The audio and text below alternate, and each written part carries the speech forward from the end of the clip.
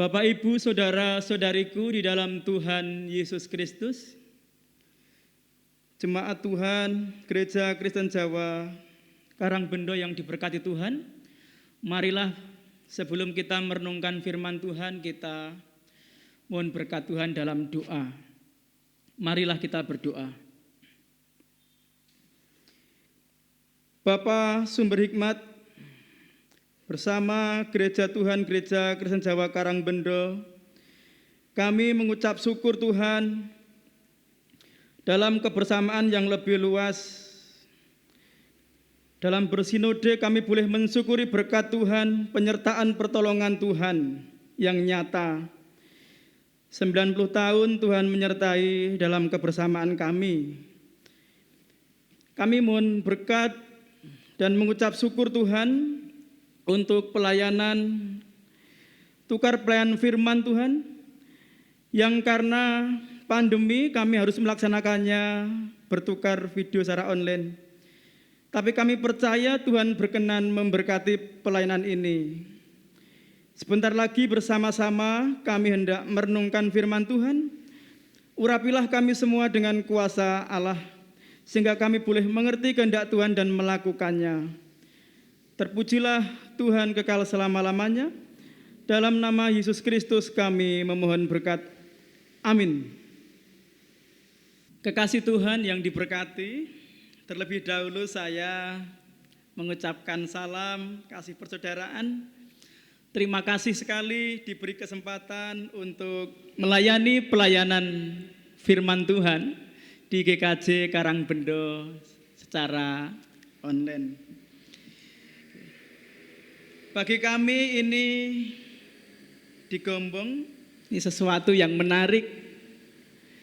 Dan bagi saya pribadi ini pengalaman yang pertama kali semenjak saya menjadi pendeta. Terima kasih Bapak Pendeta Immanuel Geovaski. Terima kasih Bapak Ibu Penatua Diaken di GKJ Karangbendo. Tidak lupa saya mengucapkan terima kasih kepada teman-teman pemuda Gereja Kristen Jawa Gombong yang boleh menolong saya membantu untuk merekam video ini. Salam persekutuan kami dari gereja-gereja Kristen Jawa, sesinode dan secara khusus, salam kasih, salam cinta, salam sahabat di dalam Kristus secara khusus. Gereja Kristen Jawa Gombong dari kami menyampaikan salam kepada jemaat Tuhan GKJ Karangbendo. Terlebih dahulu saya memperkenalkan diri secara singkat begitu. Nama saya Yunus Triwanto. Saya asli Jogja. Jogjanya mana? Saya asli Gunung Kidul. Gunung Kidulnya mana? Saya asli Semin. Oh, ternyata Cah Semin ya.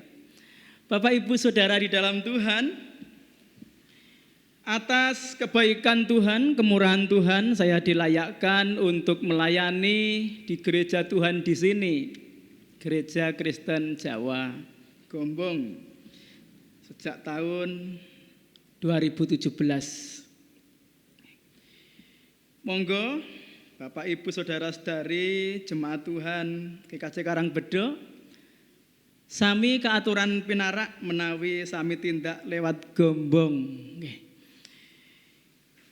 Itu sedikit perkenalan saya Bapak Ibu, nanti selanjutnya semoga kita bisa bertemu. Bapak Ibu Saudara yang diberkati Tuhan, tahun ini sinode di dalam merayakan ulang tahun yang ke-90 mengambil tema besar bersekutu tanpa bertemu. Konsep ini adalah ibadah daring. Konsep umumnya adalah ibadah daring, ibadah online, bersekutu tanpa bertemu. Tema ini dipilih mengingat saat ini seluruh dunia termasuk Indonesia Masih dalam situasi pandemi COVID-19 yang di sebagian tempat, khususnya di kota tentu, tidak memungkinkan dilakukan pertemuan secara fisik atau secara tatap muka. Demi mencegah meluasnya paparan virus. Tapi memang beberapa tempat ibadah di desa termasuk di Gombong sudah bisa onset secara tatap muka. Bapak Ibu Saudara dalam Tuhan, momentum hari ulang tahun Sinode GKJ ke-90 juga akan memberi makna mendalam di dalam konteks kita kini. Nanti kita akan belajar bersyukur. Kita bersyukur kepada Tuhan atas kebersamaan yang lebih luas, usia 90 tahun. Sinode GKJ boleh ditolong Tuhan, disertai Tuhan menghadapi banyak tantangan. Tapi puji Tuhan bisa terus berkarya, terus bersaksi karena menghidupi perjumpaan dengan Tuhan dalam roh dan kebenaran. Pun dalam situasi kita merayakan ulang tahun, juga kita dalam perenungan makna penderitaan Kristus. Tatkala di minggu ini kita memasuki masa Prapaskah. Dari awal kita dihimbau untuk bertobat dengan sungguh-sungguh dan dimulai dari hati. Juga Tuhan kehendaki untuk kita belajar berpuasa untuk mendekatkan diri kepada Tuhan. Dan kesepakatan kami bersama Bapak Pendeta Immanuel Geovaski yang diberkati Tuhan, dalam tema bersekutu tanpa bertemu ini, kita akan bersama-sama merenungkan sapaan Allah, yaitu dari Injil Yohanes bab 4 ayat 21 sampai 24. Kita akan renungkan bagian perikop dari percakapan dengan perempuan Samaria. Yohanes 4 ayat 21 sampai 24, demikian pembacaan firman Tuhan.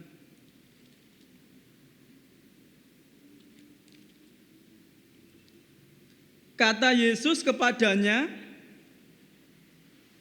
"Percayalah kepadaku, hai perempuan, saatnya akan tiba bahwa kamu akan menyembah Bapa bukan di gunung ini dan bukan juga di Yerusalem. Kamu menyembah apa yang kamu menyembah apa yang tidak kamu kenal. Kami menyembah apa yang kami kenal, sebab keselamatan datang dari bangsa Yahudi. Tetapi saatnya akan datang dan sudah tiba sekarang, bahwa penyembah-penyembah benar akan menyembah Bapa dalam roh dan kebenaran. Sebab Bapa menghendaki penyembah-penyembah demikian. Allah itu roh, dan barang siapa menyembah Dia, harus menyembahnya dalam roh dan kebenaran." Demikian pembacaan firman Tuhan. Yang berbahagia adalah kita semua, jemaat Tuhan secara keseluruhan di GKJ Karangbendo dan setiap orang yang mau mendengarkan firman Allah dan memeliharanya. Haleluya.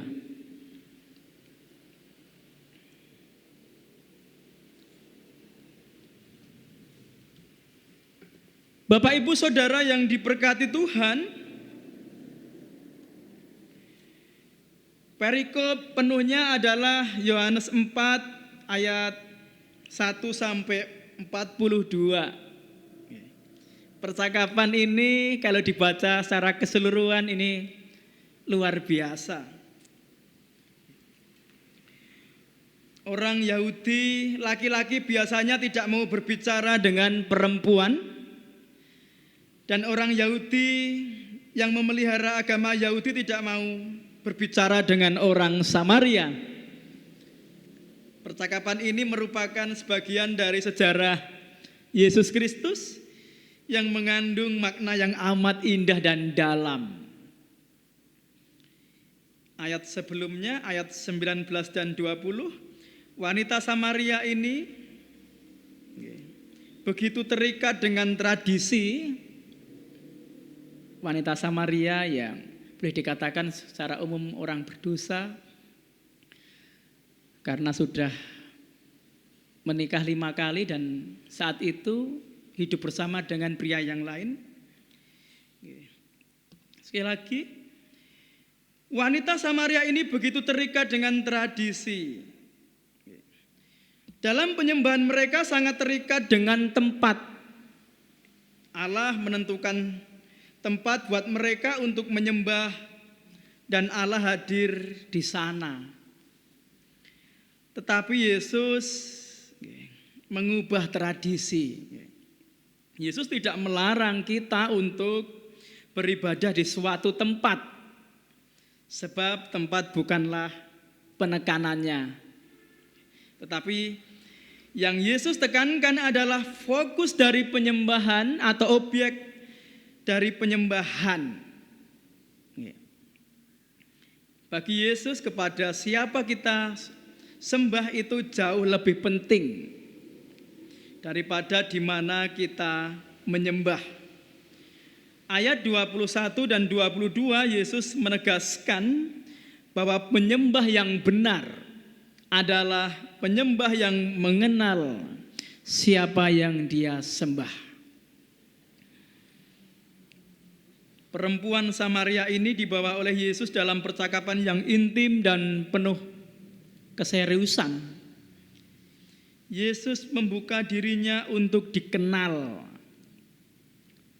Melalui perjumpaan ini,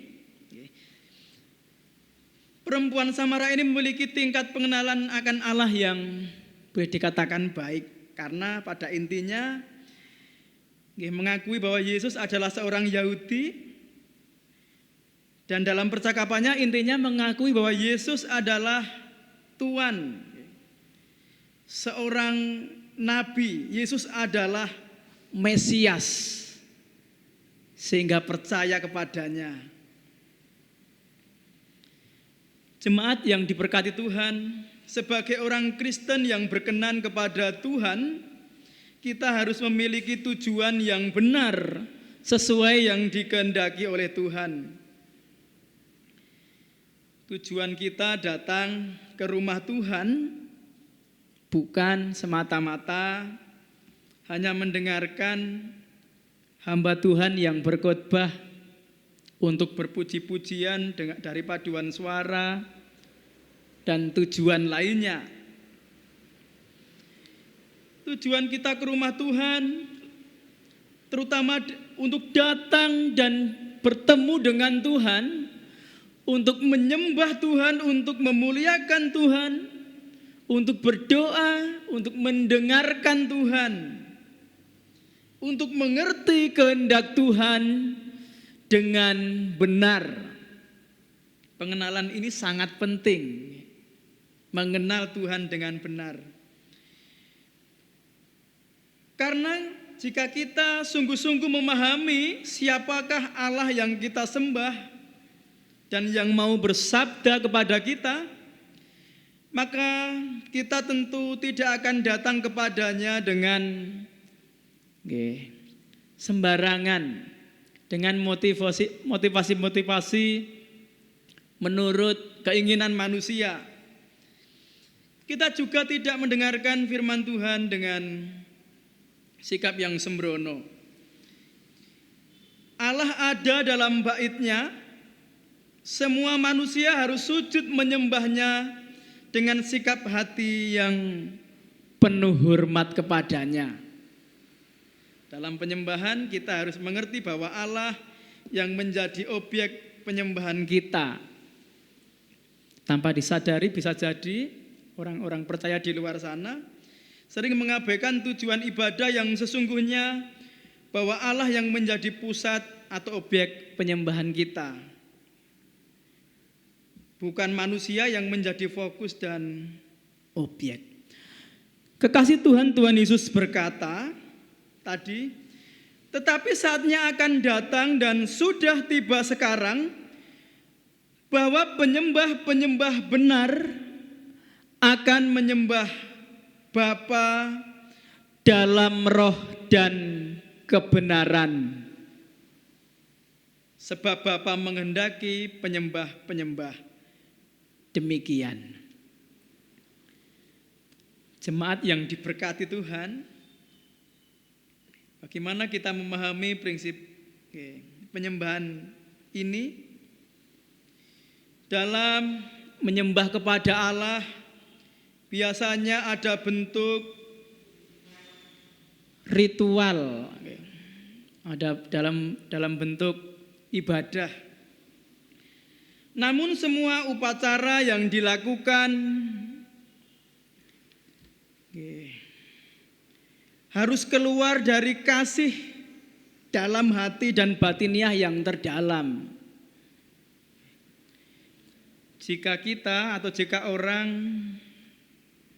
kasih kita tidak keluar dari hati yang terdalam, tidak menyembah dalam roh dan kebenaran, maka sesungguhnya seluruh ritual ibadah penyembahan kita hanya lahiriah dan akan sia-sia saja.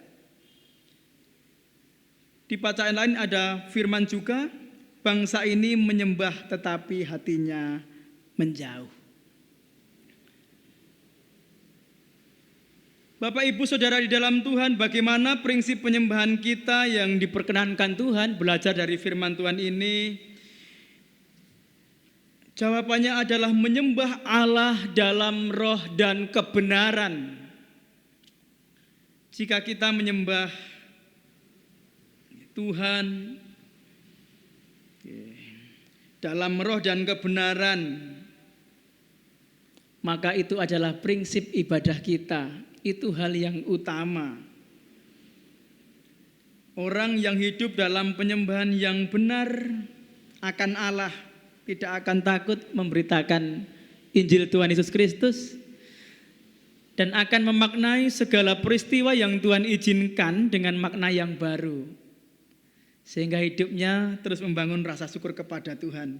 Ketika kita bersama-sama merenungkan tema besar bersekutu tanpa bertemu, yang tadi karena konsep umum ibadah dilakukan secara online atau daring, bersekutu tanpa bertemu. Pandemi telah sesungguhnya mengajari kita banyak hal. Di beberapa gereja melakukan ibadah daring online, bersekutu tanpa bertemu. Tetapi tidak menghilangkan makna bahwa ibadah yang sebenarnya adalah ibadah dalam roh dan kebenaran. Setiap hari secara fisik kita juga tidak melihat langsung mengalami perjumpaan pribadi dengan Yesus Kristus. Tapi setiap hari itu bagaikan liturgi yang hidup. Artinya kita harus menjalani hidup kita dengan serius, dengan menghadirkan roh. Ibadah dalam roh dan kebenaran. Kembali kepada pandemi ini telah mengajari kita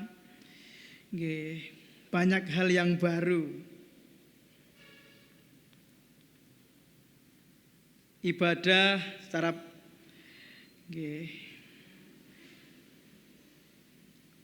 di era pandemi ini juga diwujudkan melalui era digital.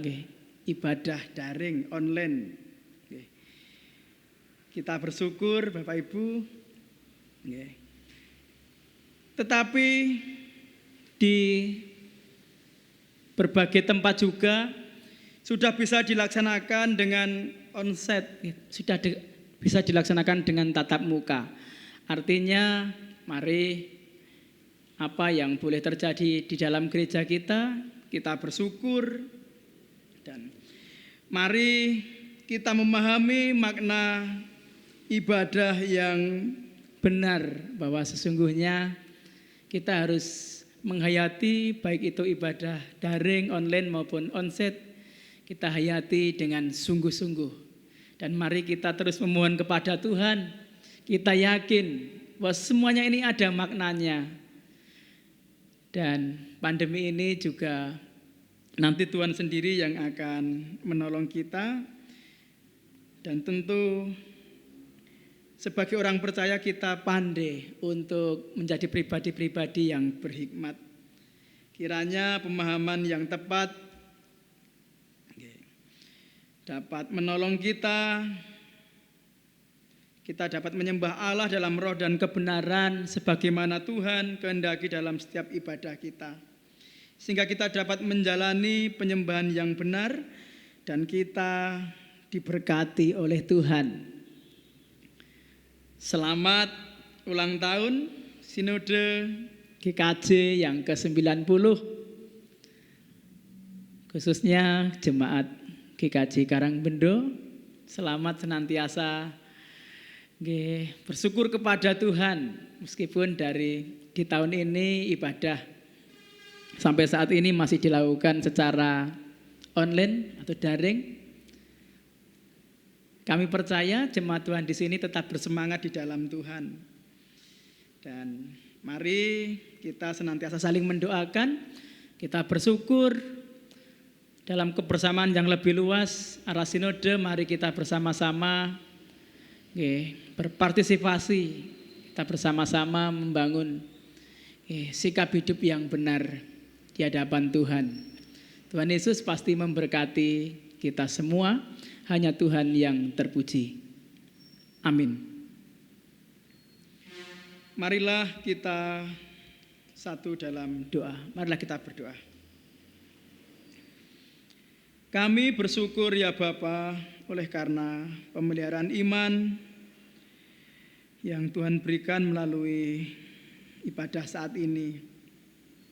Tuhan, kami berdoa Tuhan untuk Sinode GKJ yang merayakan ulang tahun yang ke-90 dan mengambil tema besar bersekutu tanpa bertemu ya Tuhan.